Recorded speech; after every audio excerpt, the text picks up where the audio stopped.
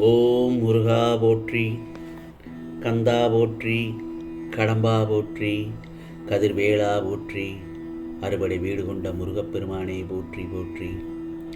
என் செல்லமே, நாளை சஷ்டியில் ஓர் அற்புதம் நடக்கும். இந்த முருகப்பெருமான் சொல்வதை கேள், ஆனந்த கண்ணீர் விட்டு தூங்கி விடுவாய் என் செல்லமே.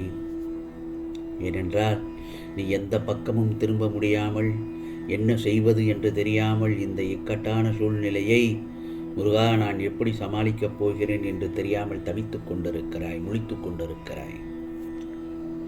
முருகா, நான் இதை செய்யலாமா வேண்டாமா என்று யோசித்து கொண்டே செய்கிறது சரியாக வருமான் என்று தயங்கிக் கொண்டு பலவிதமான குழப்பங்களோடு உன் விதியையே வருந்தி நொந்து கொண்டிருக்கிறாய் அல்லவா? உனக்காக உதவி செய்ய மனித சக்திகள் போதாது. உனக்காக உன் விதியை மாற்றி எழுதுகிற சக்தி படைத்த நான் அதற்கான வேலைகளில் இறங்கிவிட்டேன். உனக்கு இருக்கின்ற தடங்களையும் தடைகளையும் துஷ்ட பார்வைகளையும் எல்லாமே சரி செய்யக்கூடிய அளவுக்கு உன் விதியை மாற்றி எழுதிவிட்டேன். கவலைப்படாதே. உன் மனதில் இருக்கின்ற எல்லா குழப்பங்களையும் நான் தீர்த்து வைக்கிறேன். போதுமா என் செல்லமே? இப்போதுள்ள சூழ்நிலையில் ஒரு முடிவு எடுத்துக்கொண்டு உன்னுடைய முயற்சியால் அந்த முடிவு சரியாக வருமான் என்று யோசித்து கொண்டிருக்கிறாய். நான் சொல்வது சரிதானே? அதற்கு இந்த முருகப்பெருமான் நல்லதொரு வழி சொல்கிறேன், கேள். இதோ நீ துணிந்து எடுத்த முடிவு சரியானது. அதை உடனே செய்ய ஆரம்பி. எந்த தடையும் இல்லாமல் இந்த முருகப்பெருமானின் அருளால் நல்லது நடந்தே தீரும். உன் பின்னால் நான் இருக்கும்போது உனக்கு முன்னால் எதுவும் தடங்கள் வரவிடுவேனா சொல் பார்க்கலாம். ஏனென்றால் உன்னுடைய நல்ல மனதிற்கு எல்லாமே நல்லபடியாகத்தான் நடக்கும். உன்னை யாரும் வெறுக்கிறார்கள் என்று கவலைப்படாதே. உலகத்தில் தாய், தந்தை, இறைவன் இவர்களை தவிர உண்மையாக அன்பு வைக்க யாருமே வருவதில்லை. அந்த மனமும் யாருக்கும் இல்லை. உன்னை யார் வெறுத்தாலும் கவலைப்படாதே. நீ வணங்கும் இந்த முருகப்பெருமானை அனைவரும் விரும்பினார்களா அல்லது வணங்கினார்களா என்று இந்த கேள்வியை உனக்கு நான் சொல்லவில்லை. யாரும் சில பேர் சொல்வார்கள், நீ முருகனை கும்பிட்டு எண்ணத்தை கண்டாய் என்று. அந்த ஒரு வார்த்தையை அவர்கள் சொல்வதை நீ காதில் வாங்கி கொண்டு இந்த காதில் வெளியே விட்டுவிடு. மனதில் தேக்கி வைக்க வேண்டாம். அவர்களுக்கான சில நேரங்களில் பல திருவிளையாடல்களை நான் காண்பித்து அவர்களை நான் சரி செய்து விடுகிறேன். அவர்கள் சொல்வதை நீ காதில் வாங்க வேண்டாம். நீ இழந்ததையெல்லாம் திருப்பி கொடுக்க இதோ உன் முருகப்பெருமான் உன்னிடத்தில் வந்திருக்கிறேன்.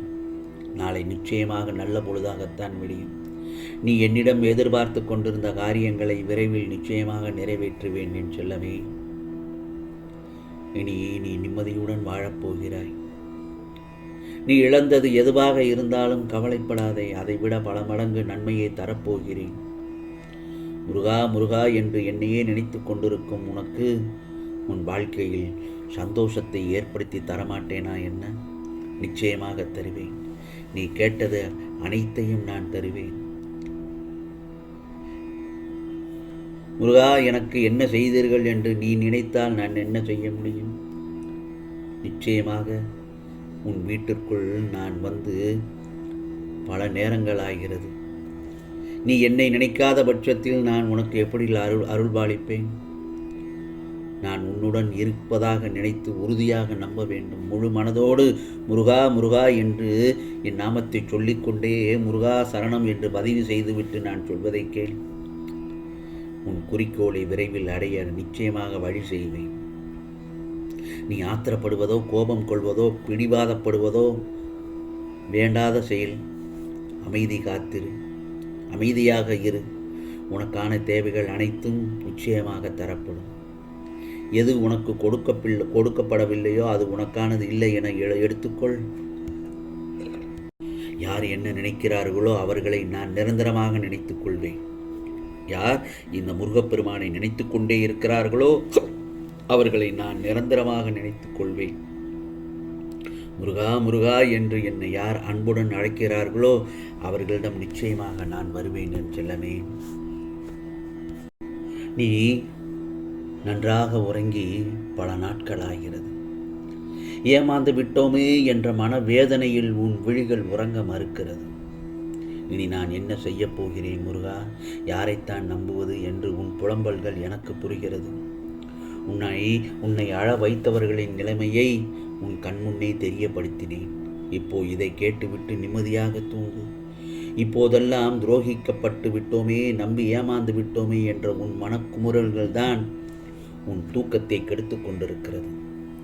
நம்பி ஏமாந்த நீ இவ்வாறு புலம்பிக் கொண்டிருக்கும் போது உன்னை நம்ப வைத்து ஏமாற்றி அள வைத்தவர்கள் எந்தவித குற்ற உணர்வும் இல்லாமல் சாதாரணமாகவும் சந்தோஷமாகவும் வாழ்வது இன்னும் உன் மன அமைதியை குழப்பிக் கொண்டிருக்கிறது.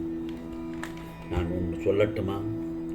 ஒருவன் செய்யும் நல்லவையும் கெட்டவையும் அவன் கணக்கில் உடனே எழுதப்பட்டுவிடும். அது பாவமாகவும் புண்ணியமாகவும் அவன் கணக்கில் சேர்ந்துவிடும். அவன் செய்த வினைகள் மீண்டும் அவனிடம் வந்து சேர தயாராக இருக்கும் என் செல்லமே.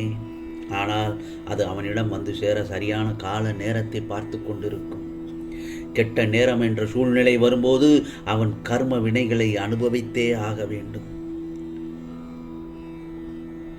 அவன் செய்த அத்தனை பாவங்களும் கழுத்தை நெரிக்க துவங்கும். அந்த நேரத்தில் அவனுடைய கர்ம வினைகள் எல்லாம் அவனை மூழ்கடிக்கும். கர்ம வினைகளின் எதிர்பலன்கள் அனுபவிக்கும் போது அந்த தருணத்தில் தான் பலர் மனம் திருந்தி தான் செய்த தவறை உணர்வார்கள்.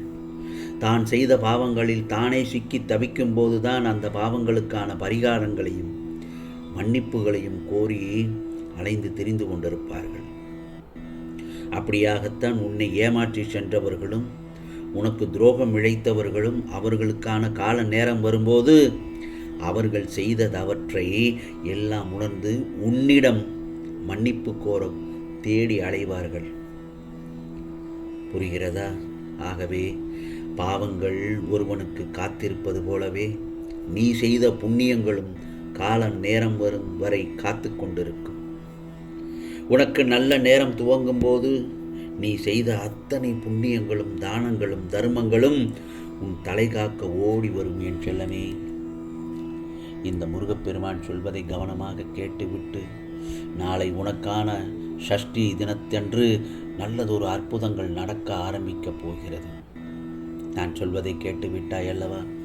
நிம்மதியாக கண்ணுறங்கு என் செல்லமே. உனக்கான நாளாகத்தான் நாளை விடும். இது முருகப்பெருமானின் அருள் வாக்கு, சத்திய வாக்கு. உனக்கானதெல்லாம் நிச்சயமாக நல்லது நடக்கும். நல்லது மட்டுமே நடக்கும். அதுவும் நன்மையாகவே இருக்கும். ஓம் சரவண பவ. ஓம் சரவண பவ. ஓம் சரவண பவ.